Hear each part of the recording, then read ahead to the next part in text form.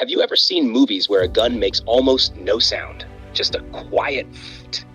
That device is called a suppressor, but the real story behind it is very different from Hollywood. Today, we're breaking down what a suppressor actually is, who invented it, how it evolved, why militaries didn't fully adopt it at first, and which types of soldiers actually benefit from using it. A suppressor, sometimes incorrectly called a silencer, is a device attached to the barrel of a firearm. Its job is not to make a gun completely silent, but to reduce the noise, muzzle flash, and recoil when a bullet is fired. When a gun fires, hot gases explode out behind the bullet. That sudden release of gas is what creates the loud bang. A suppressor gives those gases more space to expand and cool down before they leave the barrel, making the sound much quieter. But even with a suppressor, a gun is still loud. It's more like reducing a jet engine roar to a loud car engine, not silence. The first successful firearm suppressor was invented by Hiram Percy Maxim, an American engineer and inventor. In 1902, he created and patented the first commercial suppressor. Interestingly, he was also the son of Hiram Stevens Maxim, the inventor of the machine gun. Hiram Percy Maxim originally designed suppressors not for war, but for civilian use, like hunting and target shooting, so people could shoot without disturbing entire neighborhoods. Early suppressors were bulky and not very efficient. Over time, engineers improved them in several ways.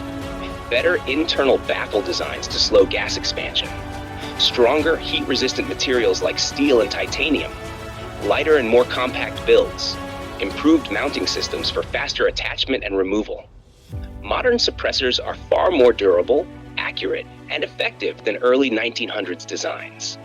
Even though suppressors existed for decades, militaries were slow to adopt them for several reasons. 1. Loud weapons weren't the main concern early on. Visibility, range, and firepower mattered more. 2. Early suppressors were heavy and unreliable. 3. Limited tactical doctrine. Armies didn't yet understand their full battlefield value. 4. Maintenance issues.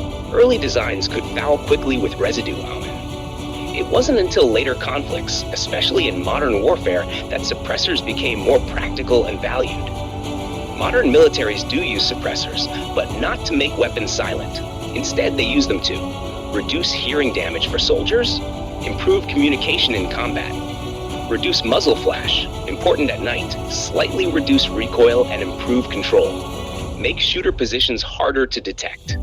Special operations units and elite forces are the biggest users. Suppressors are most useful for special forces operators, stealth missions, raids, snipers, reducing position exposure after firing, recon units, avoiding detection, certain infantry units in modern combat zones. However, they are not standard for every soldier because they add weight, cost money, and require maintenance. So, suppressors aren't about turning guns silent. They're about control, safety, and reducing signature in combat.